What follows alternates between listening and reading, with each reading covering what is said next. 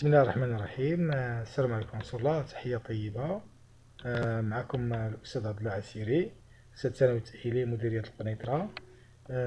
مسرور مرة أخرى أن نواصل سلسلة الحلقات جهويات التي نتوخى من خلالها تصحيح مجموعة من الامتحانات الجهوية للاستفادة منها أكثر، حتى يسهل علينا أن نتعامل مع الامتحانات المقبلة. إذا نحن الآن مع امتحان جهوي 2019. كما كتشوفوا قدامنا الوضعية الأولى.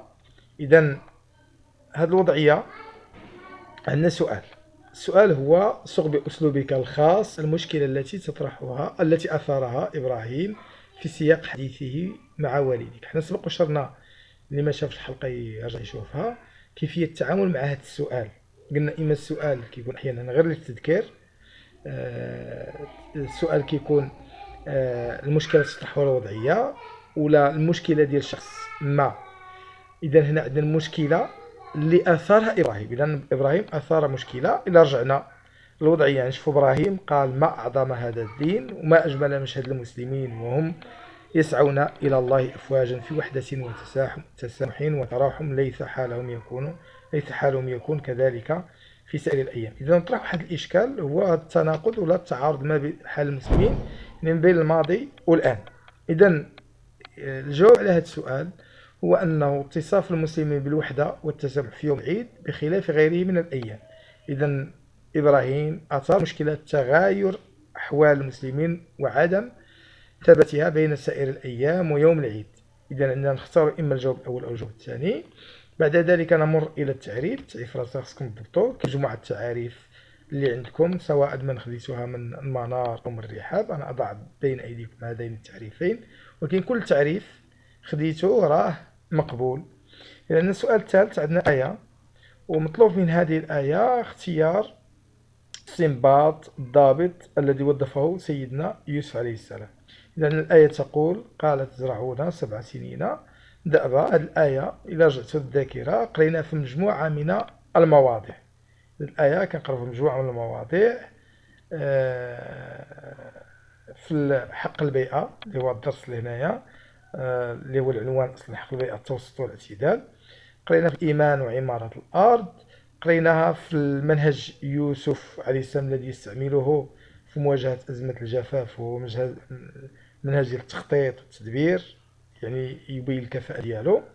إذا هنا المطلوب هو ضوابط تدبير الموارد البيئية. إذا أن الضابط هو التوسط والاعتدال أو ترشيد الموارد البيئية. بالنسبة للسؤال باء هو كتابة الآية القرآنية. حنا دائما كنشيروا أنه لابد من الحفظ السليم.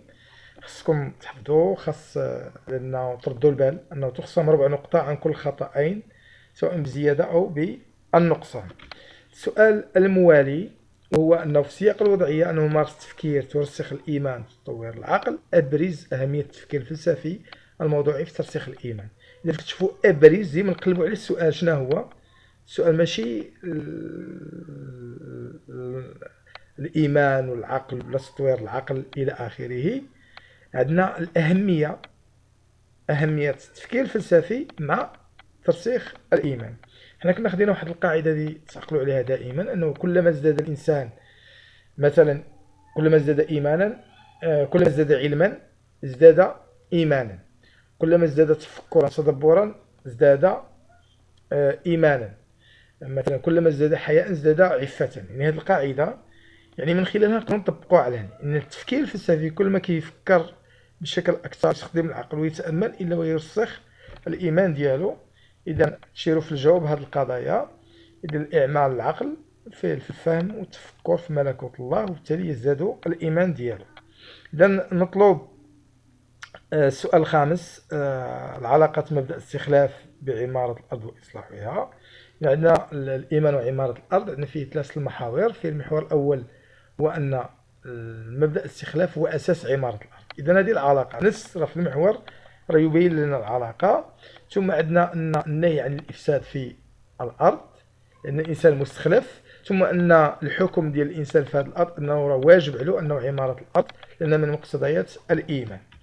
إذا هذه هي الإشارة اللي أشير لها يعني في الجواب. عندنا السؤال 6: نحدد الموقف مع التعليل. دائما كنقول لكم أن في الموقف كتقول أتفق لا أتفق، ماشي الموقف الشرعي، الموقف ديالك أنت، والتعليل كتقول علاش. إذا عندنا الموقف هنايا من إخلال البعض بمبدأ الوفاء بالأمانة والمسؤولية، كنقول لا أتفق، لأن مبدأ الوفاء بالأمانة والمسؤولية في الإسلام يقتضي إثناء المنصب لأهل الكفاءة والاستحقاق، وأيضا مبادرة الكفء لخدمة الصالح العام، لأن الكفاءة والاستحقاق هي أساس التكليف.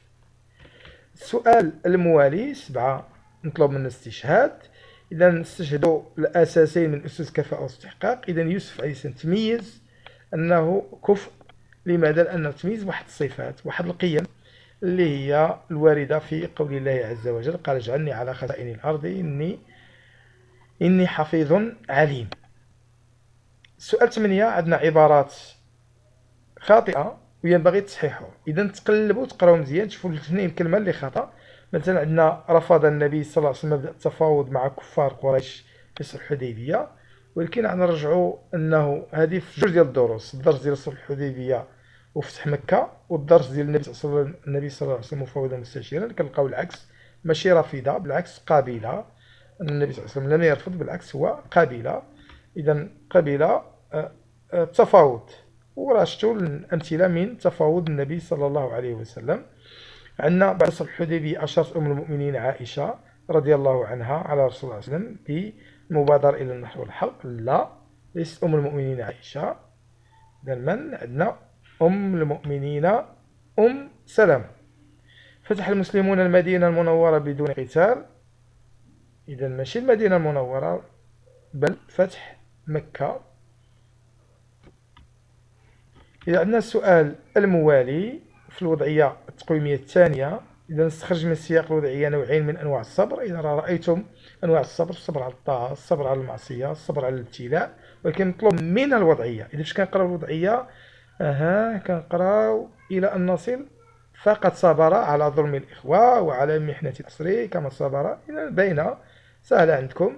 إذا نستخرج: الصبر على محنة الأسر، الصبر على ظلم الإخوة، الصبر عن هوى النفس، ولا الصبر على المعاصي.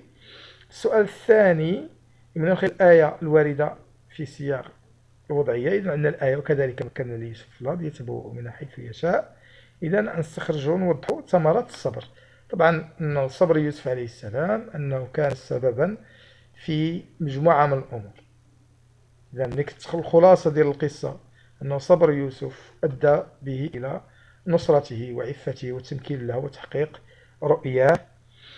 بالنسبة للسؤال الثالث: أسلوبين من أساليب استحضار قيمتي العفة والحياء في التعامل مع وسائل الإعلام. إذا عندنا عدم الدخول إلى مواقع الإباحية، غض البصر، الابتعاد عن الخوض في أعراض الناس.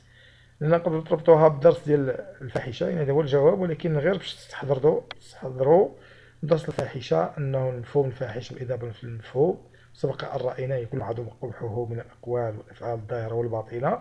رأينا الحكم ديالها هو في المحور الثاني: تحريمها وتحريم إشاعتها ونشرها. إذا هاد الجوج ديال الحوايج باش سبيل المراجعة باش ضبطوها في الدماغ ديالكم. إذا السؤال الموالي: عندنا الحديث 7 الذين يدلهم الله يوم لا ظل إلا ظله، فيه مجموعة من القيم: قيمة العدل، قيمة المحبة، قيمة العبادة، قيمة البذل والعطاء، العفة. إذا نطلبوا منا الدور ديال الإيمان بالغيب في الثبات على خلق الاستعفاف. يعني هذا الخلق اللي هو العفة كيفاش الإيمان يساهم فيه. طبعا أن الإيمان عنده واحد الدور مباشر، لأن من مقتضيات الإيمان استحضار مراقبة الله عز وجل في السر والعلن، يعني بالغيب. إذا الإيمان بالغيب يساهم في الثبات على الطاعة والابتعاد عن المعصية طمعا أو خوفا. السؤال الخامس عندنا الحقوق وكيفية حقوقها وحمايتها. إذا عندنا إما نشوف الحق مثل الحق في النسب، المحافظة عليه تم من خلال تحريم الزنا وتشريع الزواج، تحريم الإجهاض. إذا هنا هو الحق الوارد عندنا هنا. إذا مزيان. إذا هو الحق في الحياة. عندنا السؤال الكادو، وهو الآية دالة على أن يعقوب نصح ابنه يوسف عليه السلام بعدم إخبار إخوته برؤياه. كلكم حافظينها، هذه كادو. قال: يا بني لا تقصص رؤياك على إخوتك. فيكيد لك كيدا. الله أكبر. إذا عندنا بقى لنا الأسئلة الأخيرة، عندنا الجدول. إذا هنا نبينو الموقف الشرعي، ماشي الموقف ديالك انت. مزيان هنا موضح، هنا نقول واش جائز ولا غير جائز. إذا في النظر ديالكم الأول، اتفق أحمد وزوجته على إسقاط الصداق عملا بمبدأ تيسير الزواج في الإسلام، جائز ولا غير جائز. إذا غنفكروا ندوروا في دماغنا، إذا واش ممكن يكون الزواج بلا صداق؟ لا. علاش؟ لأنه ركن من أركان الزواج. إذا شنو غادي ندير؟ غندير أنه الحكم ولا الموقف الشرعي من هذا التصرف هو أنه غير جائز. علاش؟ التعليل راه باين، لأن الصداق ركن من أركان الزواج. بالنسبة طلق الزوجة ديالو الحامل الطلقة الأولى، ماشي مشكل لحد لهنا. إذا هذا كيتسمى طلاق رجعي. إذا واش تنتهي العدة ديالها ولا لا؟ إذا انتهت العدة ديالها ما يبقاش رجعي، إذا غيولي طلاق اخر اللي هو بائن بينونة صغرى، وبالتالي تغير الحكم. إذا هنا طلقها بعد وضع حملها. إذا الأحكام ديال العدة شفتوا أن العدة الحامل وضع حملها، إذا هو غير جائز، وبالتالي التعليل ديالنا راه باين. إذا أسماء طلبت بالميراث لأثناء العدة كما شرنا في السابق، مادام أنها في العدة يعني راه مازال في الذمة، إذا راه جائز، وبالتالي الوفاة وقعت أثناء العدة. إذا المقصدين عندكم مجموعة من المقاصد، يكفي أن تذكروا مقصدين فقط للزواج، أو مقصد واحد للزواج عفوا، أو للطلاق. نتابع عندكم مجموعة المقاصد، هذه غير الإشارة، يعني مثلا تحقيق المودة والرحمة، الإحسان والعفاف، تفادي الأضرار الصحية والنفسية الناجمة عن زواج فاشل، إتاحة الفرصة للزوجين، وبالتالي هو سهل، يعني ماشي شي صعوبة كتحتاج غير التركيز. وإن شاء الله الله يوفق والله يسر. وشكرا لكم على حسن المتابعة والاهتمام. السلام عليكم ورحمة الله.